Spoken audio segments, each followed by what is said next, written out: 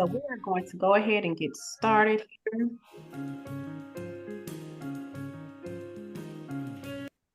Okay. So,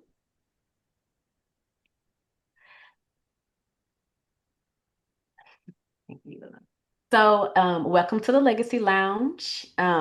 If you've been here before, welcome back. And if you have not, thank you so much for coming. And we hope that you enjoy it. It's going to be very educational. This is our back to school edition, episode 2.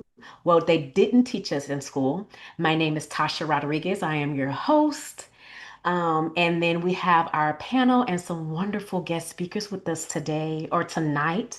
So drop in your chat what you do, who invited you, even what you sipping, what you got going on tonight. So as I said, I'm Tasha Rodriguez, your host. We have Reed Pearson. He's our co-host as well as our financial advisor. We have Candace Gilbert. She's with Realty One Group. She is our realtor as well as owner of Dynamic View Creations. And we have Nicolette Namdali. She's with New York Life. New York Life, she is over our life insurance and mortgage protection. Then we have our guest speakers. We have Allison Phillips with Burns Phillips Law Firm. She is our estate planning attorney, excuse me. We also have Shannon Borgos. She is the owner and operator of Scott Awesome. College Consulting. Scott College Consulting, and she is going to let us know all the behind the scenes about prepping for college and everything that we want to know about how to get the ball rolling about funding and all that good stuff, right? So I'm just going to put hello, thank you for coming. I saw that we have another person. We're just kind of getting started in the introductions. Thank you so much for being here. So, a question I want to put to everybody that joined, as well as the panelists and the guest speakers, what's one thing that you can think of that you wish you would have learned in school or learned earlier that you had to learn later in life? Anybody can chime in, or I'll call on somebody. I'd say for me, one of the things that I probably heard of, but no one ever really showed us was to how to start early, how to invest early or protect your money as early as possible. Okay, that's good. That's good. And then Dewana says the importance of good credit. That's good, Dewana. Yeah, for She, sure. she stole the words right out of my mouth, honey, because the way credit was not taught in school and the things that we were taught to get and thought about, first thing everybody thinks of is getting a credit card. So, those things were that's something very important. They need to have a credit 101 and taxes 101. That's good. Good. That's really, really good. I remember when I got my first little credit card, my Capital One, my little $500 balance. I thought I was balling. I maxed that sucker out. I Didn't we all, girl? You are not alone. was, but I got it back in order once I realized that bad mistake. But I didn't know, or if I did know, I didn't pay attention. I just thought I was grown, and yeah, it didn't go well. But I got everything back in order. Luckily, with credit, it's something that you can repair. But depending on how bad you did, it might take a little while. So that's good. Okay. Anybody else want to chime in on something that they wish they would have learned earlier? For That me, it was actual practice and how to be a business owner. I feel like they taught me a lot of theory and they had a lot of motivation about having a business and being a business owner and becoming an attorney, but nobody actually said, hey, this is what day to day is like. mm, that's good. Yeah, they talk a lot about that American dream, but like not about what it takes to actually accomplish the American dream. So that's a good one. That's good. That's really good. That's really, really good. So I love it. But eventually we learn. Some of us learn later in life. But at least you finally get there. And then some people just never learn, but that's another conversation. Um, start the icebreakers here. So, Reed, what would you say that is the average recommended amount students should keep in an emergency fund? In an emergency fund on average. I wish I could really say there's a true average. Obviously, it's a very case by case basis. but I would say an absolute minimum would be $1,000. Okay. That's basically just something that's going to sit there in case, your kid's working, and their car breaks down on the way back to campus. This, that, or the third. Um, they need help with transportation, really just to cover any sort of emergency case. $1,000 can pretty much cover that, but depending on the scenario, if that child is paying a portion of or all of the rent, um, some other out-of-pocket expenses not being covered by either, whatever they're getting from FAFSA or the lender, as well as on top of like what they already have saved in a college fund, it's likely going to be significantly more than that. Like I said, it's probably case by case basis, but I would say at absolute minimum they should have access to $1,000 pretty quickly. That's good. That's good. Okay. So, Nicolette, what would you say is the main purpose of life insurance? Like, to like grow your wealth. So, a lot of people know about life insurance for their death benefit because that's what the industry is allowed to advertise. But a lot of people don't know the benefits of the living benefits of life insurance, such as the cash value that builds inside of your policy so that you can take out a loan if you need to. The death benefit also grows. And I really did think more people knew this, but they didn't. So, the earlier you start, the better chance you have of that death benefit growing. So if you were to purchase, say, $100,000 for your 9-year-old, right? By the time your 9-year-old is 30, 40, or 50, that death benefit is no longer $100,000. It's growing to three, four, and $500,000. So the earlier you can invest in something like life insurance or the cash value in a whole life policy, or even a variable universal life, the quicker the compounded interest will add up and you can build a bank within your policy. It is recession proof, it's probate proof, it is creditor proof. Nope, nobody needs Nobody that. needs that. But if you're in trouble with creditors, if your credit is bad, people are coming after you. They can't go after the money inside of your whole life policy. Good. That's good. Good to know. Okay. So, Candace, what is something that you would say, which expense do you feel like first time homeowners need to budget for or they forget to do when purchasing their first home? I think a lot of first time home buyers think about the first time home buyers programs that they can get it because they hear that so much and they don't understand that just because you get assistance within the first time home buying program, first your credit has to be at a certain point to even meet those specifications or qualifications. And no matter what, when you go into purchasing a home, you're going to have to put earnest money down. You're going to have to consider inspection costs. You're going to have to understand option period.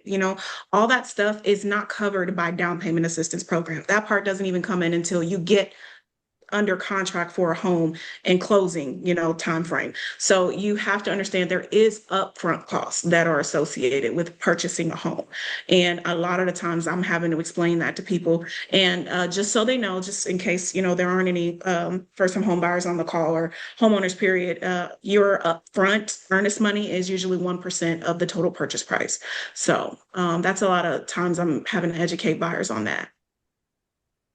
And Candace, I would say that goes back to the Reed question and how much money do you need to have in an emergency fund before? Because how many times have we bought a house and within like the first month the dishwasher goes out or The AC. yeah. So AC. having that, don't spend, you can't spend all of your money getting in the house and not having anything Exactly. set aside for that emergency fund because then you're really, I agree. scrambling. I Yeah, agree. And that's why you should go ahead, Reed. I'm sorry. Go I ahead. was just saying that does bring up a good point. I think a lot of times we talk about saving for the down payment.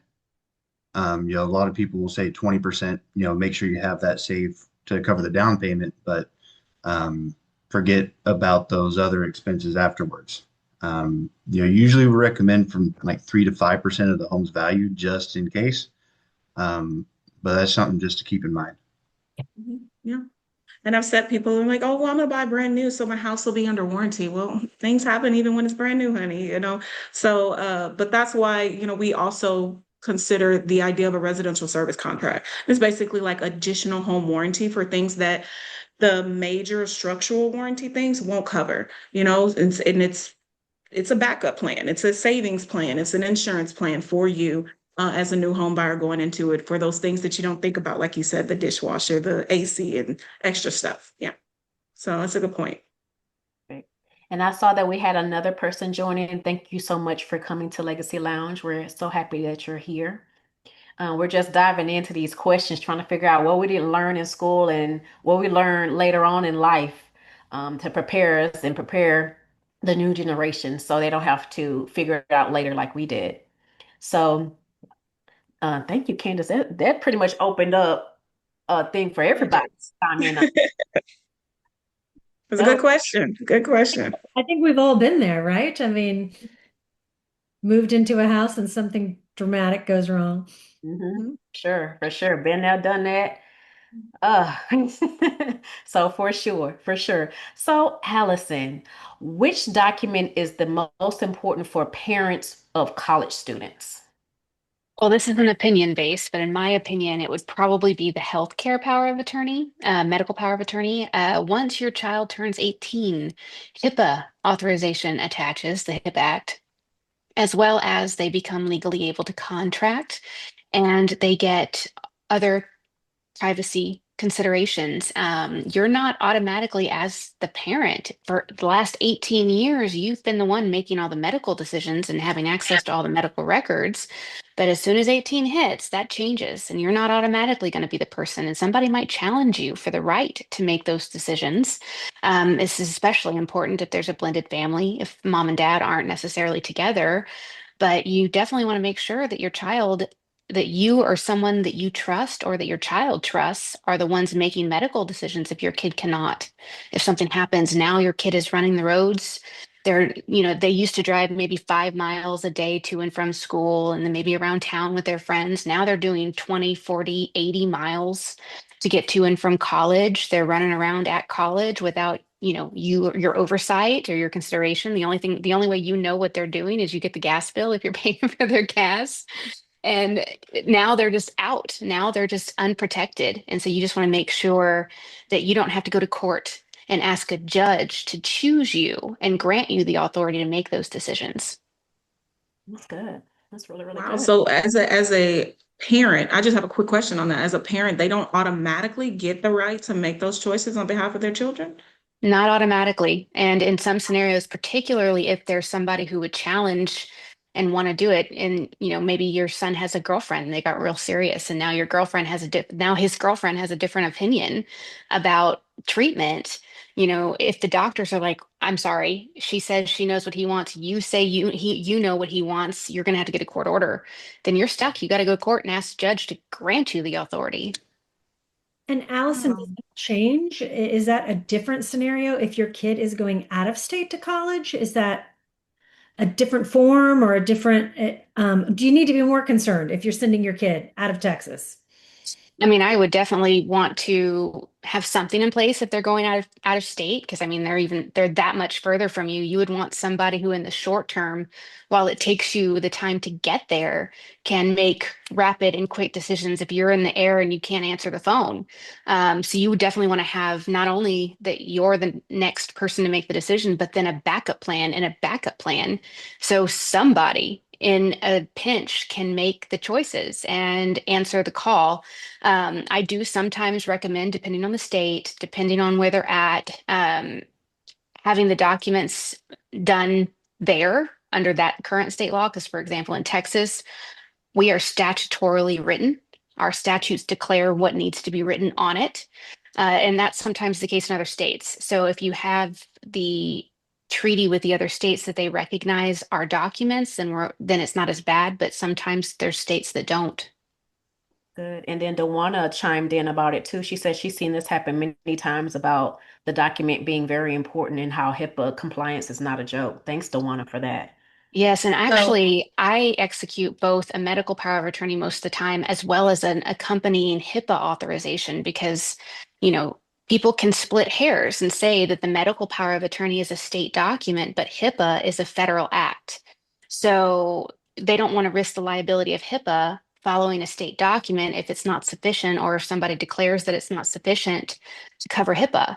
So I usually do both just to make sure that nobody can come back and say, I know you've got that document, but it still doesn't give me enough to be able to tell you what's going on.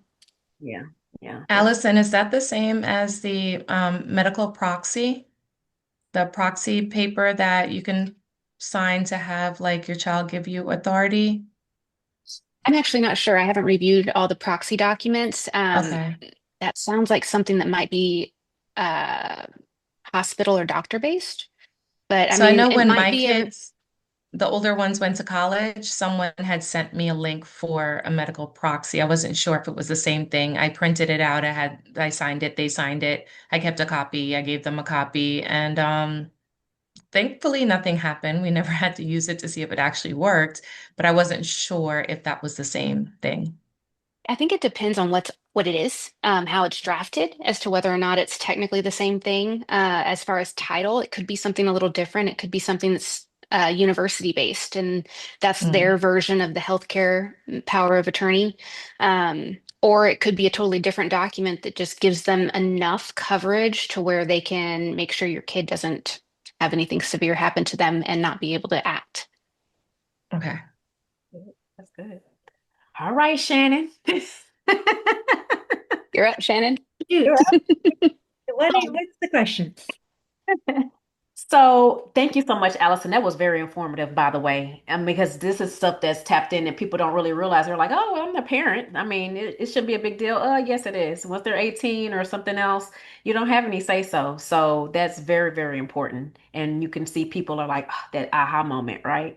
So that's really, really good. All right, Shannon. So what is the number one form that families must complete to qualify for federal financial aid? It is called the FAFSA, and it is an application, right? That's what it is. Everybody needs to fill it out. You hear a lot of families that say we make too much money and we're not going to get any financial aid from our college. You still need to fill it out. I mean, it's not a must, but it is very helpful. Number one, if you have a family emergency halfway through the first semester of college and you need to borrow some money, you can't do that without the FAFSA, which is the federal application to borrow money from the government. So everybody should have that, should fill that out. And then that's what colleges use to decide if you do have any financial need. So it is very helpful for those families in that category. But it also helps colleges, they give money. So the federal government will give you some. Um, Colleges will give you some based on what the federal government says you should be able to pay for your kid. And then sometimes, colleges will look at it and say, hey, it says you can pay a lot of money for your kid to go to college. We know that's probably not realistic, so we're going to give you some more as well. It is like an application to buy a car or a home. It's got all of your information on it, and it is a way that the federal government evaluates how much they think you can pay your portion of your kid to go to college. Good. That's really, really good. And I saw that we had another person join in. So thank you so much for coming to the Legacy Lounge tonight. Somebody had a question? All right. Perfect. Perfect. Thank you. The FAFSA can be very confusing for some people. You know As what? It's gotten shorter. So it used to be 100 and something questions. I think it's down to 36. So it is in the last couple of years, if you've had a kid in college the last 2 or 3 years, you've weathered that transition from the long one to the short one. It also now automatically connects to your tax records. So once you put your information in it, it'll automatically pull when you filed your taxes, it'll pull it into the report for you, which is a great time saver.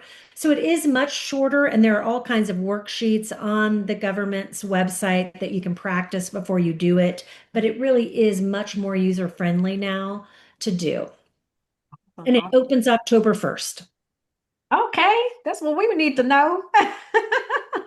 So that's good. Thank you so much. I saw another person come in. Thank you so much. Welcome to the Legacy Lounge. We're so happy that you're here. So great. So we have a little bit more time for a few more questions. So, unless anybody in the chat wants to drop down a question that they had in particular for any of the speakers or any topics that we covered so far. All right, say less. Um, so Reed, what would be the first step in building good credit? First step in building good credit, um, establishing credit. I mean, that seems obvious, right? There are really several ways you can do it. I talked to a lot of people who are actually in college and struggling with that because a lot of times when you're 18, 20 years old, your first credit card, you might only get extended $300 as a line of credit. But I would say it all starts with the parents. I think a lot of parents don't realize that they're able to help their kids establish credit earlier on through just adding your children as authorized users on your credit cards. Um, Now that can vary in terms of how early you're able to do that, depending on like if it's a Visa credit card you have or a Discover or so on and so forth. They all kind of have their different ages. But there are some credit cards where you can add your kid as an authorized user as young as 13 years old.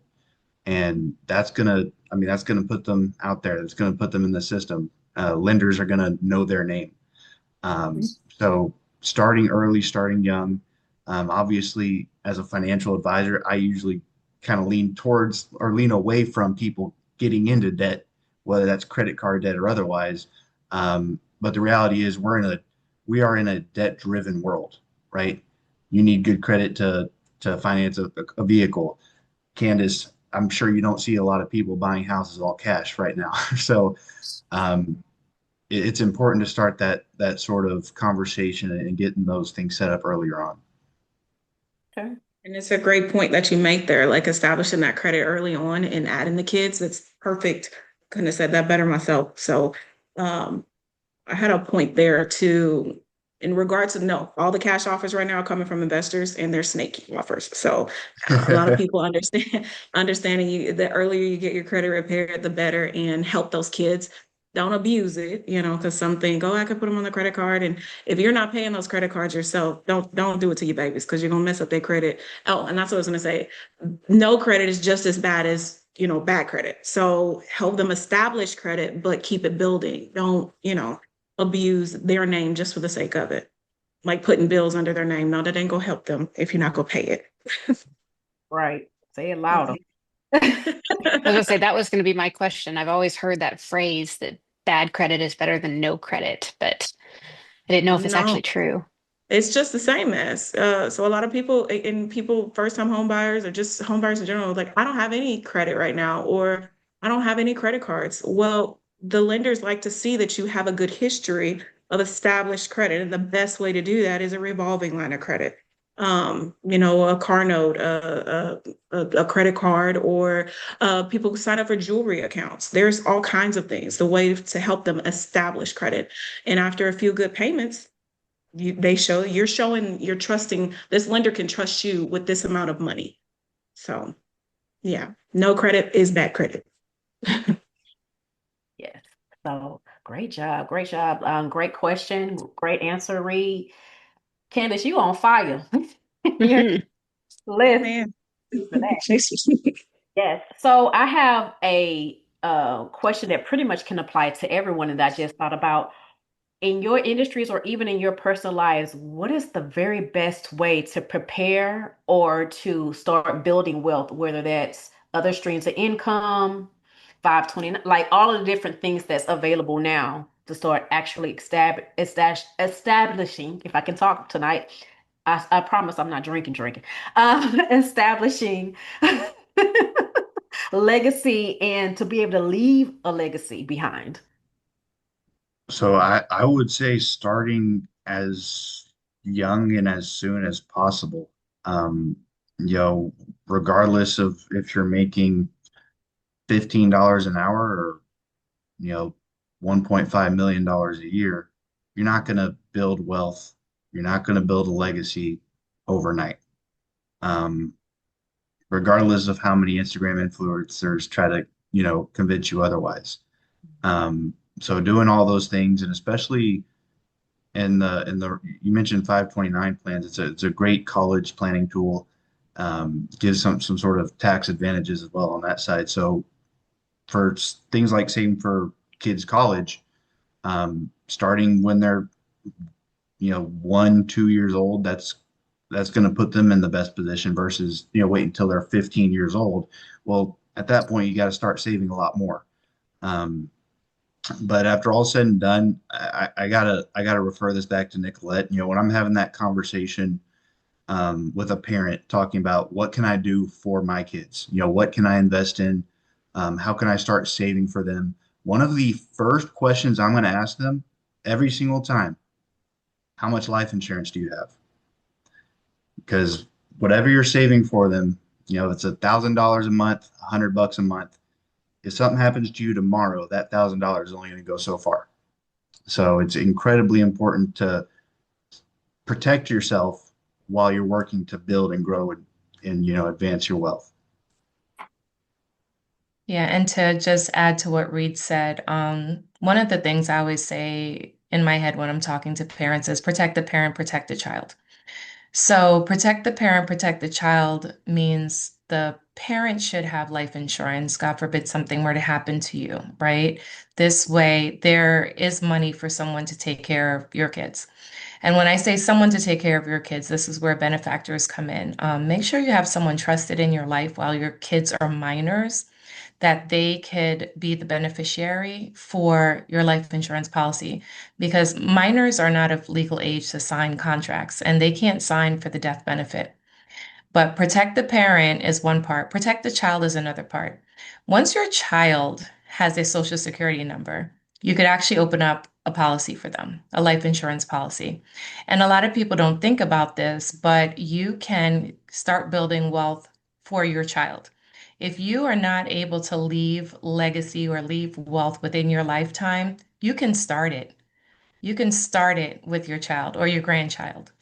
And by the time they are your age, they'd be in a position where they would be able to start having wealth to leave legacy and build your name.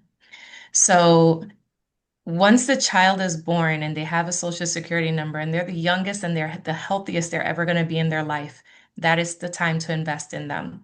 And for chump change, when I tell you, like, what you pay when you're in your 30s, 40s, and 50s compared to what you pay for these babies is ridiculous. Absolutely. It's like everybody, if you knew, everybody would just go get their babies a life insurance policy. And the thing is, like, you can set it up where you're only paying it for 5, 10, 15, or 20 years and you never pay it again. So once you're entering retirement and these children are, going to college, in college, or after college age, they're still building cash from that compounded interest that they're in their life insurance policy, and no one ever has to contribute to it a day in their life again. Nicolette, I thought that that's what Rita was going to talk about was compound interest. I think No, when I 100%. found out what compound interest was, I was like, what? Yeah, I mean, Yes. it's amazing when you realize just leave your money in savings and what happens over time. absolutely. Compound Absolutely. interest is good when it's working in your favor. Compound interest is bad when you owe debt. Yes, yes, exactly, Yeah. exactly. And to kind of give a real life example of starting young, for those in the room that don't know, I have a son that's turning 2 in actually 2 weeks from today. The two first things I did for him when I got his social security card in the mail was I'm going to go to the bank and get his savings account set up. Yeah. I'm going to go, not going to mention the name of the firm, but I'm going to go get his investment account set up and I'm going to get his life insurance policy. So it doing that then versus 10 years from now is going to set him in so much of a further down the road place. That when he's 18, whenever he heads off to college, he's not going to have to worry about these things. So I would urge you, especially for anyone on the call who has young children, go talk to Nicolette as soon as possible, for a variety of reasons. But I did want to maybe refer a question over to Allison here based on Nicolette, something that you just mentioned. For parents that have a life insurance policy, you briefly hinted at the beneficiary aspect, right? And I see this Mhm. all the time, when I'm dealing with a life insurance client where they'll want to set their minor child as beneficiary. And there's really different ways around that. Oftentimes, I'll set what's called a Uniform Transfer to Minors Act, which is a form of an investment account in which the death benefit can then be paid to, so that when the child reaches the age of majority, they can receive those assets and actually own it. But there are other ways, right, through the use of trust that maybe Allison, you could touch on a bit. Yes, so I kind of consider myself, I don't really help people build the wealth as much as I help them secure the legacy so that it goes to who they want it to go to, the way that they want it to go to, and how they want it to go. Um, it's pretty important for so many reasons, especially some that y'all have touched on. I do believe that it's really important that in what I do, I work with people's professionals such as you, Reed, and you, Nicolette, to make sure that we have the umbrellas in place to fund everything and meet the goals that you're looking for. I do love trust when people have minor children. It is one thing that I talk about a lot because if you aren't using a trust and things are going through probate and just naturally with a will or intestate, which means you don't have a will and you're just doing the state's plan, then the kids get it outright at 18, whatever's left over. But they can't have it before that. It can only exist for their benefit. And you just have to hope that whoever you've chosen or whoever the court chooses, if you went with the intestate plan, which is the state's plan, didn't squander it. And they actually worked to grow it and they actually worked to protect it for your children. But then they get it at 18. And that's something that bothers people a lot when they come into my office. They're really concerned because, we all think about what we were like at 18 and how we would have reacted. I don't know that I would have gotten my law degree when I did if I'd have come into a ton of wealth at 18. But kind of looping it back to what I was saying before, professionals, I think we all have to work as a team to just make sure that we understand as a whole what a client's goals are and what they're trying to accomplish so that we can structure the vehicles that we're using to secure the legacy, whether it's using life insurance to fund a trust or using the 529 accounts and savings accounts and retirement accounts and insurance policies to make sure that the kids have what they need to get to the age of majority and do it without ending up in CPS or ending up as a ward of the state. That to me, that's the most important part is that we're all working together to investigate. Because I mean, Reed, you have an expertise on wealth growth that I don't necessarily have because I'm more about what happens after. Nicolette, you have expertise on ways to ensure everything and oversee everything and make sure that nothing is lost at the bare minimum and that everything that they have is secured through coverage. And all of that kind of comes together to create the perfect symbiotic relationship for your client. And then we have a few questions for Dewana that I want to take before we go over to the next bit because it's almost it's 7:38 right now. She had some good questions. So while I still have you on, Allison, she's asking, does the use of a trust still benefit the kids if they're already adults? Oh, absolutely. The glorious thing about a trust is it's private. I mean, one of the biggest things that's great about a trust is it's private. So, probate process, which is your will plan, is an entirely public process. Everything gets inventoried, everything gets appraised, and everybody knows who gets what and when. Trusts are private. The only people who are entitled to know what's in a trust are the people who have a job or who are beneficiaries of the trust. Um, you also can build in lifetime asset protection to make sure that the money you leave to your children are protected from creditors, judgments, future divorces, civil liability, things like that. And that way you know that the nest egg you left actually goes to benefit your child. Okay, awesome, awesome. And then Question. go ahead. No, I was saying that was good. That was a good question and good answer. Yeah, very, very good. Very informative. Thanks, Allison. And then prior, I believe this is more so for Reed. She asked if it was true, if it's better to save up a savings account with a credit union or a traditional bank. Um, Really kind of depends. I will say the time in which it would make more sense is if you plan on doing a lot of business with that credit union. I don't know if it necessarily is the same way today as it was 5, 10, 15, 20 years ago, but it used to be when you set up an account with a credit union, they used to oftentimes require you to purchase stock in that credit union or to own a percentage share of their ownership interest. Um, Usually, when you set up a savings account with that credit union, they also give you more access to easier, I don't want to say easier underwriting for loans, but easier access to lower rates and things along those lines. So if you expect on doing those sorts of things, then it might make sense to go with the credit union. But I mean, we're in an environment where banking is so easy. I mean, there are thousands of banks just online that you never have to go into a brick and mortar anymore. So for the most part, not really. It's really hit or miss, just finding the best rates that that are out there, and also in terms of convenience, that's a big part of who you should bank with as well, but not necessarily. Okay. Thank you, Dawana. Great questions. I mean, I'm gonna have to add you to the team. She's gonna have to get her a prize regardless. Yeah.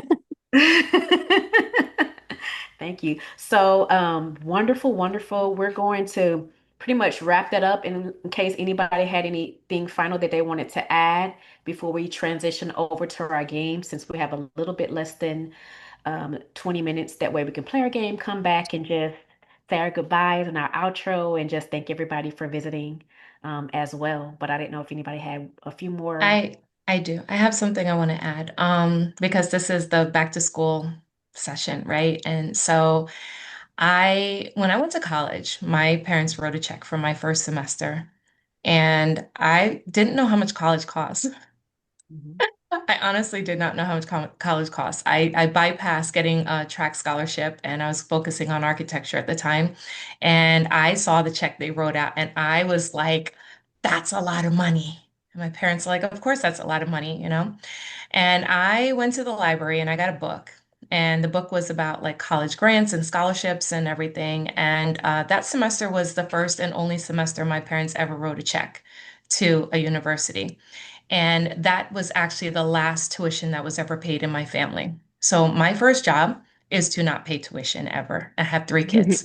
So two of them have gone through 4 years of college, and I have a daughter that went on to law school, and she also got a scholarship for law school. But I say that to say there's money out there, you know that rule, don't use your money, use their money. Use the free money. Take the free money every time. If you can take a little time every week to research where there's grants, scholarships. If you're left-handed, there's a scholarship for you. If you have asthma, there's a scholarship for you. If you're 1/8 Smurf, there's a scholarship for you. So back Not the then it was the Smurf, not books. the Smurf. Back then it was the books. You had to go to the library, circle it, write in your essay and send it off. Now you could do everything online. It's so much easier. But take the free money and save your money. Yes, the Come on, books. Shannon. The The books. books. Yes, Shannon. I was Um, about to throw it to apply. Shannon because I was like, this is what you do, Shannon. Absolutely. Apply for everything. Apply for everything that's free. Sometimes, depending on the state that you're in, if you have a middle schooler and you'd like them to be, if they're an athlete or whatever, and you'd like them to have a high school scholarship, start in middle school. Go to the private schools, market them. They'll give you a free scholarship to the private school. And scouts like to go to those schools. So the more information you know, the better you are at leveraging using that free money. Okay? Try to hold on to your money as long as possible. Don't just give it up.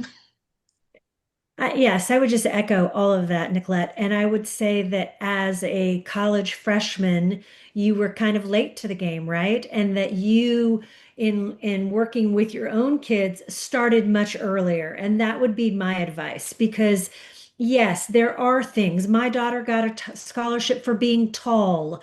There are these random scholarships out there, but where the real money is is in categories, right? It is for kids who are smart, who Mhm. work hard, who have good grades and good test scores. So that's the number one thing. Colleges want kids who want to learn. That's the first thing. Leadership is a big thing. If you look at the Coca-Cola Foundation, it is one of the most elite scholarships in the nation, and it's looking for good leaders. Community service is huge. Colleges want you to be a good human. They want you to Mhm. do good things for the world.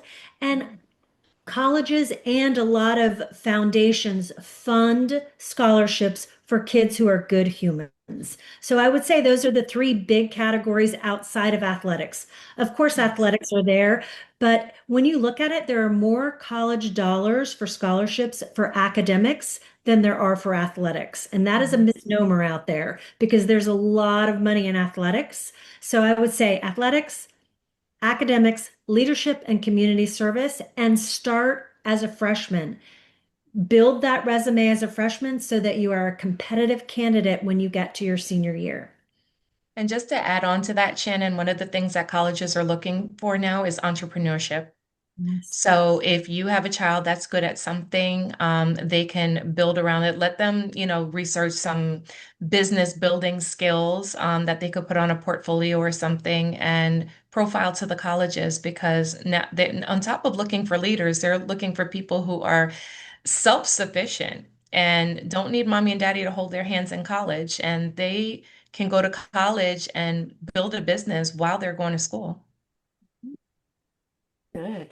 That's Now, great. Shannon, I know you kind of referenced something, and you didn't get to go into it because you were focusing on the funding part of it. But I know part of what you do isn't just involved in finding the money for a kid to go to school, but also helping them figure out what schools are appropriate for what they want, and then based on their finances that they have and what they're trying to accomplish, right? Correct. And that is my tagline for my business. I help you find and fund your ideal college experience. And so, um, you Nicolette said architecture, right? You can't go to every school and have a great architecture program. Um, So finding the right school to do what you want is a huge thing. In Texas, it's kind of crazy, right? If you're not in the top 10% of your high school class, you feel like, oh, what are my options? There are lots of options outside of Texas that are still financially viable options for every family. And then, I talk about that whole FAFSA thing, right? Like, how much money should you borrow? And again, as Allison started, everybody has their own personal opinion. I have a personal opinion. You shouldn't be borrowing hundreds of thousands of dollars to go to college. You should be looking at the smart colleges that are near you. Start small, then graduate up to a 4-year college if you need to. You should be fiscally responsible from the very beginning. And if you can't find a college that's going to give you that full ride, like Nicolette's kids, then you should be thinking about, how do I work this out? How do I do it within the means that my family can afford? And that's what I do. I help you find the right college, and then I help you figure out how to pay for it. Perfect. Perfect. Thank y'all. That was really, really good topics. We're going to go ahead and go to the next phase here. We got about 12 minutes left. But that was good. Nicolette, you brought it all the way together and everybody was able to jump on it. So that was great. That was great. So let me see here. I am going to share my screen. Let me make sure I do this trick right. Okay. I'm interested to see how Kahoot works. I haven't ever done one. All right, because that's definitely what I use when I'm representing you in I. So you'll be You'll have to teach me your ways. okay. So let's see, guys. Let's see who's gonna win the prize tonight. Everybody can see it, right? Loading. Loading. Yep. All right, cool. So it's loading the pin. Everybody hear it? So let's go get the volume. That's just about it.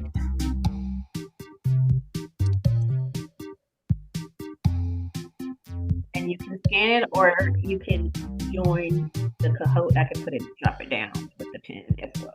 Are you letting us play?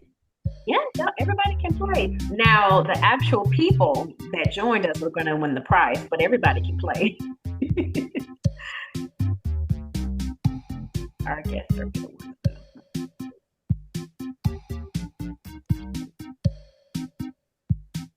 win. Okay, everybody got in. All right, cool. Is that everybody that's playing? All right, say less. I'm not playing. I'll just pay attention. Here we go. Let's go.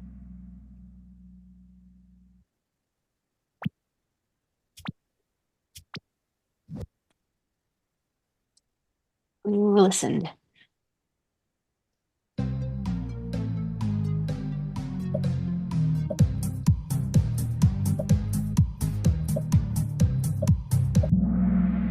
Woo! Yeah. Just about everybody knows something about a budget. Look at Mr. Finance showing out. So fast. Let's get the crown. Let's get the crown. Fixed expense. Let's see.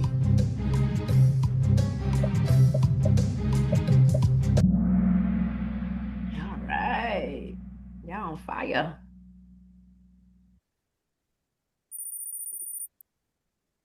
Oh, I'm catching up to you, Reed. Uh-oh. All right, double nut. Let's see. Glad we're going to have a multiple choice here.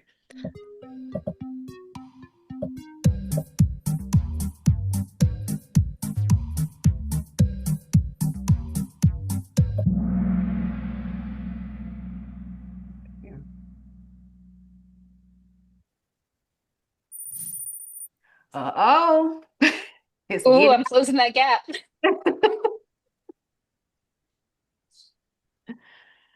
Reed didn't tell us the definition of this.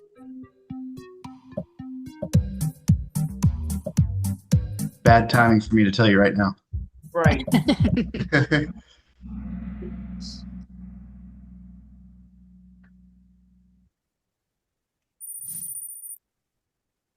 Okay.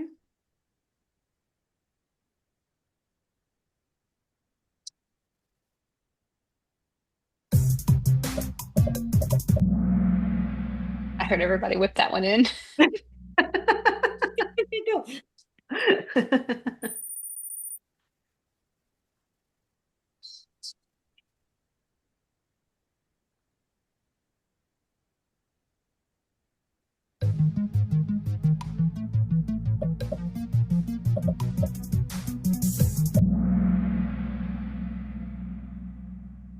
We're so smart. I mean. Those are some high numbers. Skipping school must have taught us a little something. I mean.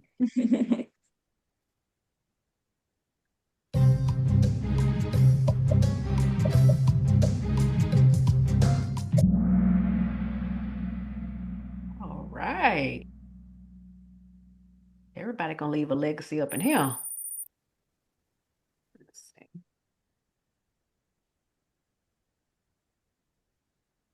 Double.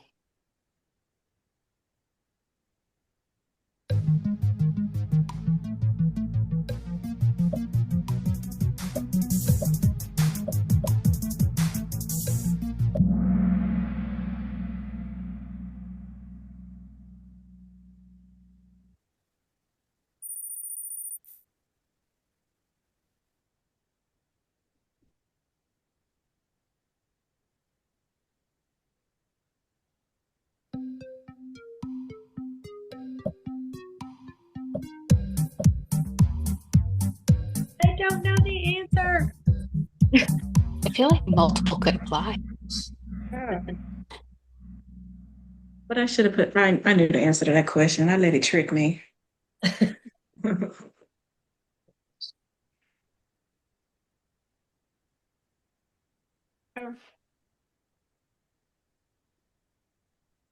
Opportunity to steal.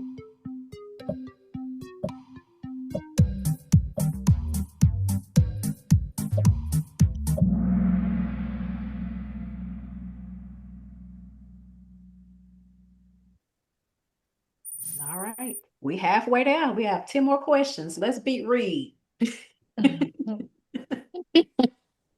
Oh gosh.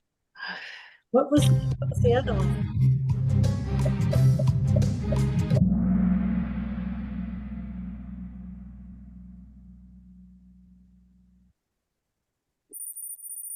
They don't call him Mr. Finance for nothing. That's great. Let's see.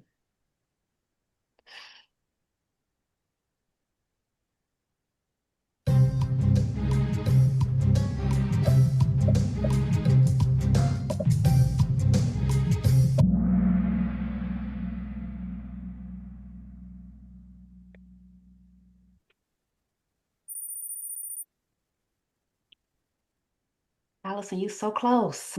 I'm catching. I'm coming for him. Oh, Okay, Candace. Right.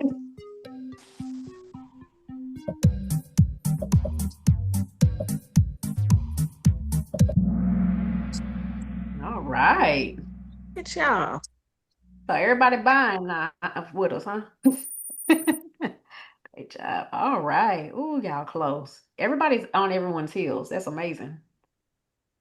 Okay, Alley Cat. Oh, here we I think go. I directly answered this one.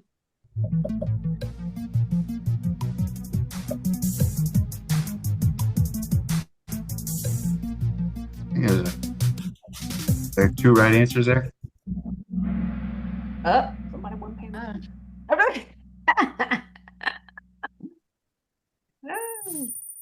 Oh, I moved on. Right. Look at that straight. Good, Okay. Shannon. Moving up, moving up. I know. Heard that double. All right. Another Yeah. Alex.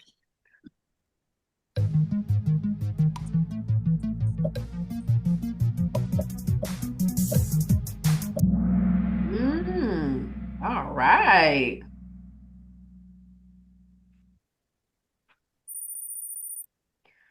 Whew. Y'all smart.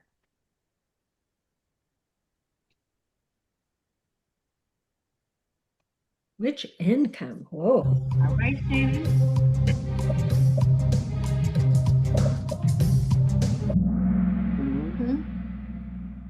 Good job, people. Yes. That was a good question.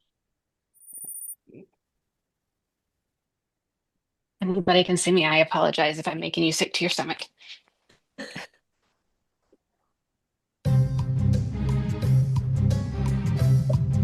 It's not gonna either.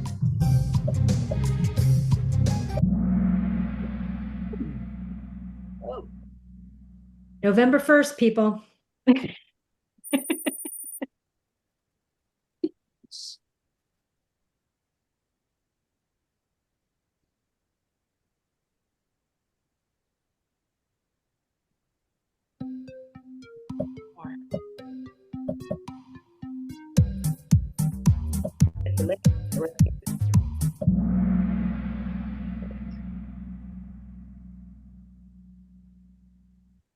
I think we should distract Reed so he looks away or something.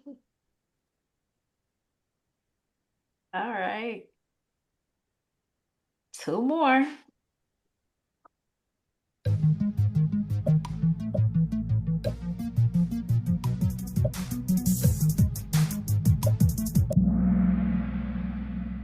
Right.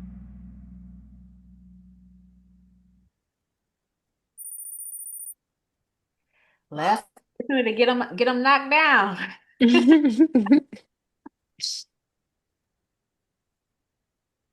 Oh, Would have to get on.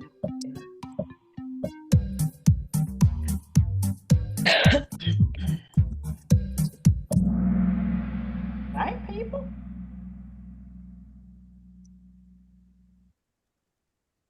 All right, Mr. Finance. And then we have y'all are good. It's like we listen to each other. I know, right? So out of those, I can send their prize.